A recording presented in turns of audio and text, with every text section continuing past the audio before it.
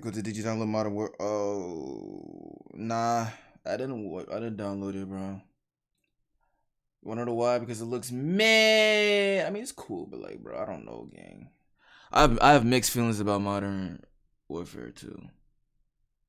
I got mixed feelings, gang. Feel me? You play it? No. Come on. How about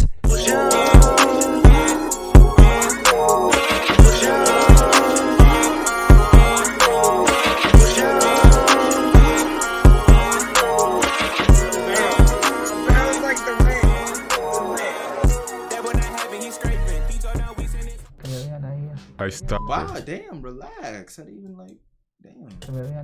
I stopped her, just like a pig. What?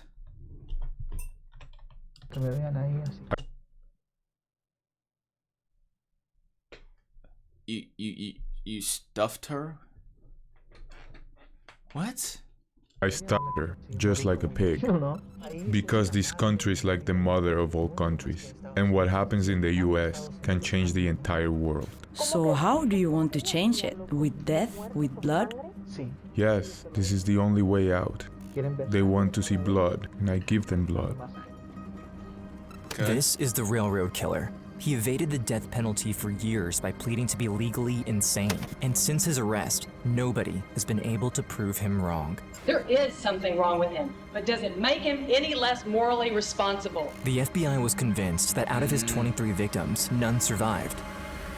Until one did. I'm Holly, and I'm the only known survivor of the railroad serial killer. Wally. What the fuck is the quality? Hold on.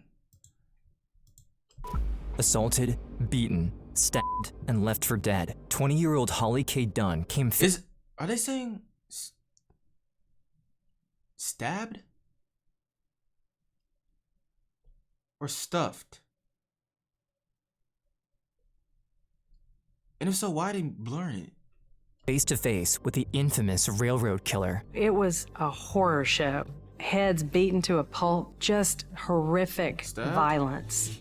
But instead of succumbing to her injuries, she became the sole survivor out of his 23 alleged victims, the only one able to stop him. From his perspective, she basically came back from the grave to nail him.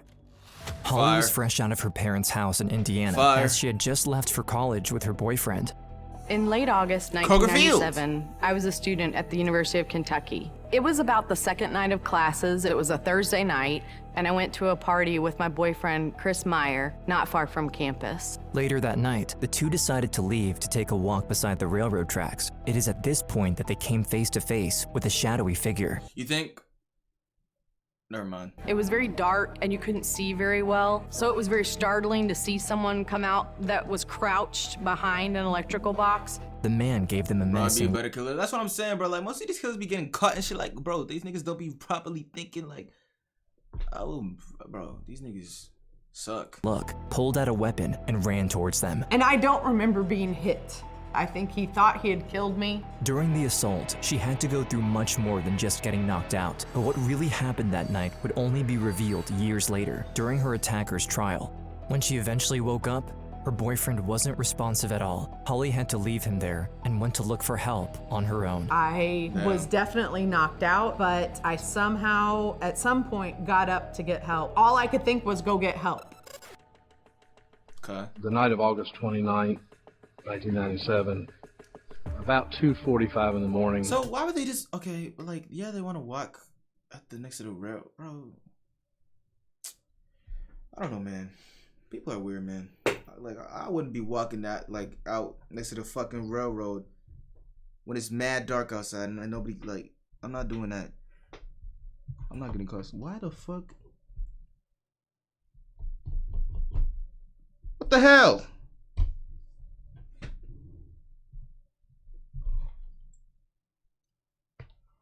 Oh, okay. I thought I spilled water on my keyboard. We received a call for a female that had been injured. Behind the phone is Chad Getz, another student. He was studying late until a woman covered in blood broke into his house. The screen door was closed. I opened the screen door and walked into this person's house. I was sitting in my chair studying, And out of the corner of my eye, I just glimpsed something. Her face, it looked like a boxer whenever they get cut during a boxing I feel match. like if anybody was to bust through my door, I'd be beating my dick. It'd be very awkward. I thought she was going to die. There was no doubt in my mind. Despite her broken jaw, Holly was still able to speak. After laying down, she told him that her boyfriend was still down by the tracks. And I did keep saying to him, my friend's still out there. Like, be sure they know my friend's still out there. My friend's still out there. Soon after Chad made the call, the police and paramedics arrived and checked up on Holly. Notice how when she was calling for help, she didn't say her boyfriend, she said her friend. Bitches ain't shit, DTB. When we walked through the front door, I remember seeing a lot of dry blood on her face and in her hair. Had some deformity to her jaw. Damn! We found a puncture wound, I believe, on her neck. She was able to tell us her name was Holly and that she'd been beaten, and she told us she was hurting. She gave the paramedics more details about what happened to her and asked them to leave her and go look for Chris instead. She told us that her friend was down the tracks. One of the paramedics that I was with said he would go down there with the police to find this person. The third paramedic came back. He confirmed us that there was a body down there that had been hit in the head with a rock, and that he wasn't viable for us to call for another ambulance to transport to the hospital. So the killer just hit him on the head and ran? Like, that's what I'm getting from this. What? But he whispered it to me so not to let the girl know what he had found. So we didn't want to make her situation any worse than it already was. At the hospital, Holly kept asking her family about Chris. Everyone was told not to talk to me. I just said, Chris is dead, isn't he? And my dad actually is the one that I said that to, and he was like, yes, he died. He was charming and so sweet and kind. He was just a great guy. Damn. When Chris died, I think I didn't understand why I was still alive and why he wasn't. And this wasn't the only shocking revelation she had to deal with that night, since the police immediately linked the case to more murders. At that point, 4 people had been murdered and I was the only survivor. The realization that not only Chris died, but also more people came crashing down as the survivor's guilt she felt was unbearable. I started to feel it more as more and more people were being killed. It grew bigger. You know, all these people were dying by this person, but somehow I lived through it. And why did I live through it? I'm so confused. This is the most dumbest killer. Like, what? He just hits him on the head and runs? Like what? This nigga doesn't sound like he know what he doing. It's killing more and more people. Investigators started to... Not that it's supposed to be like a good, bad thing. Good. He shouldn't be killing in the first place, okay? Sorry. I'm just saying. But like... lose hope. He would not stop, and his mode of transportation using the railroad was brilliant because they couldn't be monitored. I mean, there's thousands of trains and millions of miles of tracks all over the United States. Devin Anderson, the state prosecutor, discovered that he was a train hopper with multiple aliases. If you're willing to sleep in a train and you're willing to sleep in a field, or you can stay lost for a long time, and I did not think we were ever going to catch him. On the verge of death at the hospital, Holly still wanted to help investigators, and to their surprise, she ended up being extremely helpful to the case. Even if she was weakened by her injuries, she took mental notes of everything she could remember about her attacker's appearance. I mean, I was doing things during the attack thinking, I'm gonna burn your face into my memory. I'm going to remember every tattoo you have, every scar you have. I'm gonna look on every part of your body and I'm gonna know everything about you. Because if I survive this, I'm gonna get you. Despite being yeah, I ain't gonna lie, I would've sold. My memory's so ass.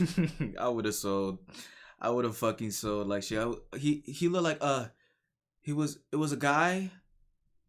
His hair was black. No. His hair was like a brown, like a dark brown. No.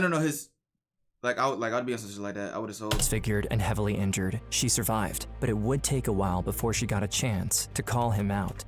1997. After 1980. Oh wait, no, it's 1997. Damn, I was gonna make the joke. I can't even make the joke. Years and 9 more victims, the FBI finally identified the man to be Angel 1997. Maturino Resendez, a criminal from Puebla, Mexico, who recently got caught crossing the U.S. border. The only reason they were able to catch him was because of the tattoos and scars descriptions given by Holly years earlier. The sketches and general descriptions had been useless so far, since he was always changing his appearance after killing someone. Now that they knew his identity, they got his sister to persuade him to turn himself in exchange for a psychological evaluation. But what they didn't know was that he was already planning his defense. Insanity was the logical defense, because no one wants to believe that there's someone out there that will do things like that. That was the thing that worried me the most about the case, was that jurors would just throw up their hands and say, nobody in their right mind could do what he does. Mr. Resendez, would you please rise? As Holly heard the news about her attacker's arrest, her traumatizing memories came flooding back. I mean, it was a relief for me. I mean, I was still very scared. This really meant Follow God's will. relief for me. I mean, I was... Serial killer claims to follow God's will. Yeah, God told me to take this wrench, whatever the fuck, and smack it against these people's heads and murder them so they could send them up to him early in his name. Yes, Lord. Yes, Lord. Still very scared. This really meant, I think, when he surrendered, that I knew that I was going to face him again. After years of pursuit, Prosecutor Anderson finally got to see the man she so far only knew as the railroad killer. You could feel he was dangerous. He was a dangerous person. Wait, did I tweet He that I looked went like live? a wild animal who had been caught. As Anderson guessed, his defense team planned an insanity defense. If successful, Resendez could be put in an institution and eventually even released into the world. But the prosecutor still had one last trick up her sleeve. Wow. Resendez? Resendez? Resendez? Resendez.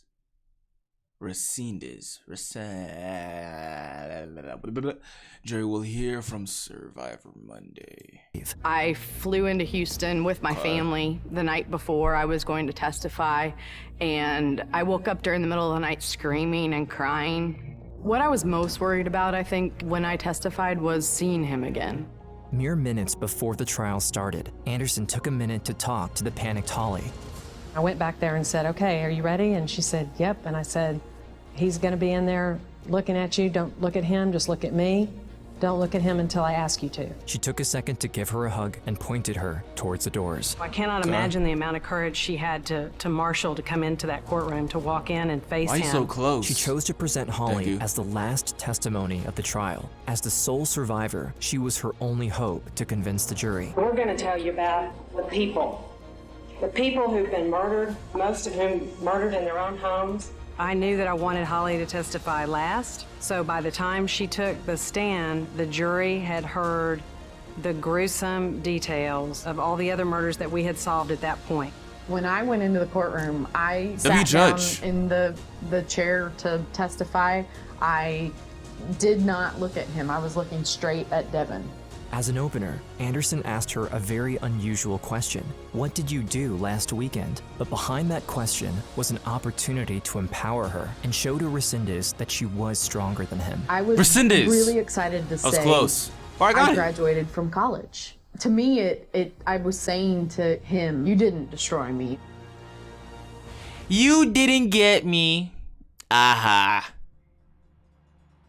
Finally, Holly was allowed to share her story publicly, as beforehand, it had to be kept secret for the investigation. Then I went into the details of that night. After explaining that Resendez first asked for money before forcing them to kneel down in front of him, Holly went to explain the actual... Trigger warning, some viewers may find the following segment to be disturbing. Viewer discretion is heavily advised. Chat, if you... I don't know what's going to pop up, but you know what I'm saying? Some going to pop up. So, be wary, I guess. Assault. Be warned that the following segment may be disturbing to some people. He made Chris get down on his knees and started going through Chris's backpack. I thought he was looking for money, but really what he was doing was tying up Chris's hands behind his back with his backpack. At that point, with the weapon in his hand, he took off my belt and he tied my hands behind my back with my belt. He pulled Chris into the grass beside the tracks. With Resendez's attention focused on Chris, Holly could have ran at any moment. I was not going to leave Chris. I remember him ripping a shirt and he tied up my legs, he tied up Chris's legs, and then he made gags for us. Chris had said, run if you can, and I couldn't get my legs untied, so I couldn't run. I don't know how much time passed between that time and when our attacker came with the rock. What the fuck? It was like so heavy that he was having to like kind of hold it like a baby. And wait, whoa, what the whoa, I'm lost now. I'm lost. I'm literally lost as fuck. What? Huh? How did... Is she remembering what happened? Is that what's happening? I'm so confused. Oh, God.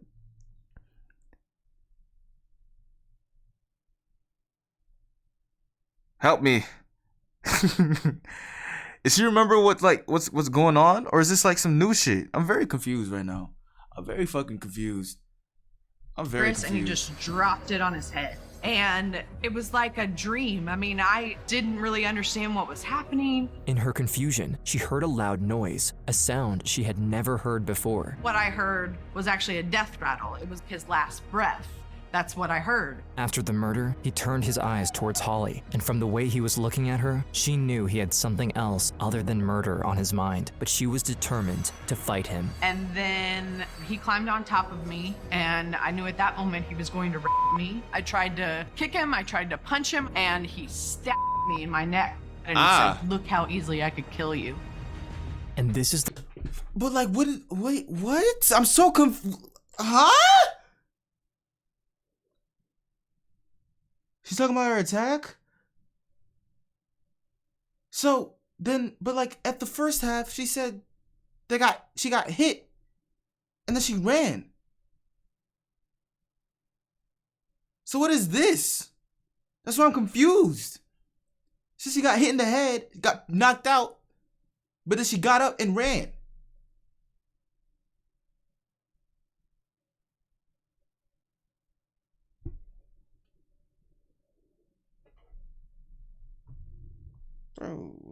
The moment it happened. Out of respect for Holly and the other victims of Resendez, we won't be covering much of the assault past this point, but note that afterward, Resendez tried to kill her. My mind completely blacked out. He hit me hard. He was trying to kill me. I laid there and he thought I was dead. I'm just thinking, I mean, how did this, what, I don't even know what just happened. With this last statement, Holly finished her testimony. The entire courtroom was filled with a mix of disgust, disbelief, and sadness. And at that moment, Anderson looked straight into Holly's eyes. I felt so proud of her for doing it. And she cried. I mean, she was very, emotional, but she told it, she got it out. The jurors were crying, Devin was crying. It was the moment I had been waiting for in the trial because I wanted a victim of his to face him down because no one else could. But Anderson wasn't done yet, as she went on to ask her last question to Holly, the question that would finally put an end to the railroad killer's rampage. To her, everything else had been building up to this moment. Anderson asked, "Can you please identify the accused? What is he wearing?" And so at this moment, I knew I was going to have to look at him. So I look at him and I, point to him and I say, he's wearing a white button-down shirt. I have never felt such relief in my entire life, and I probably never will. Just thank God. And it was a great moment. It's a great moment because she got to call him out for all those other people sitting in the courtroom and for all those other people who were dead. It's crazy, bro. She got to call him out. It was great. And as I'm saying that, I feel my hearing going into my head. I get really hot and I feel like I'm about to faint. Even though it was a cathartic moment for Holly, one can only handle that much. Mm-hmm. I saw him. Bro, that's like, That must be insane. Like it's like someone you almost kills you. You gotta look at them in the face and like decipher, like tell them about the features and shit that happened in that fucking moment. Like that's crazy, bro. Oh my gosh. Basically, a emotionless face. I broke down at that point, and they had to carry me out of the courtroom. I was so emotionally destroyed. I mean, I couldn't. But you're her. Give but you any did it. More than I gave but you did it during that trial. But you After fucking Holly did it. was carried outside of the courtroom, You Anderson fucking did addressed it. the jurors one last time before they finally gave their verdict. There is something wrong with him, but does it make him any less morally responsible? No. The jury did find that he was a future danger to society, so the judge sentenced him to death. Damn. One surprising fact is how fast Holly landed back on her feet. Way before the execution, even before the trial itself, she was already trying to help other victims. I started speaking about 2 years after the attack. He said, "Look how easily I could kill you." To me, it felt like part of my healing process to talk about it and to cry about it and to be emotional, because for so long I had to kind of detach emotion from it. The way that I went on with my life was I had to forgive him and look for the good that could come. Majority of states and shit, ain't the death penalty like not a thing no more? Pretty sure that shit got up and out of there. I'm from this. When I was speaking, I didn't have to worry about that. I could work through my emotions, and that really helped me in my healing process. Being a survivor is one thing, but helping other survivors and knowing how to do that in a professional manner was another thing. And she isn't using the word professional lightly. She literally turned her entire life around with the urge she felt to help other survivors. This is why she decided to found her own advocacy center for victims of violent crimes. They opened in 2008 and have already served justice to more than 300 survivors. Holly is a hero because she did not let what happened to her destroy her. She decided to make it her reason to live, or her reason to help people. And even if her work today is very impressive, her internal journey was even more so. She ended up redefining herself. No more was she a victim. She was now a survivor. A survivor is someone who gets up each day and lives their life and can choose happiness, can choose to smile. I think that that's a survivor. You don't have to be a person who goes out and does public speaking or writes a book. You get up each day and you put My name your is 2 More feet Nike. on the Appreciate the ground follow. and you Thank you. choose Welcome to Carol. to do something. It's that simple. He attempted to destroy her, but she's the one who came up on top. Today, Hell she yeah, wants hell her yeah, story hell yeah. to be heard. For Hell all yeah. the voiceless survivors out there, she wants them to know that they survived for a reason. I survived because I wasn't done. I survived to do something. Oh, that was hard. That was hard. That was hard. Yo, that was a fire video. Hello there, bitch. Are you Damn, right nigga. now? Wrists and ankles chained, gagged, probably blindfolded. You are obviously here against your will. For a little while, at least, you need to get your shit together and listen to this tape. This audio recording was made by David Parker Ray, also known as the Toy Box Killer. Toy Box Killer.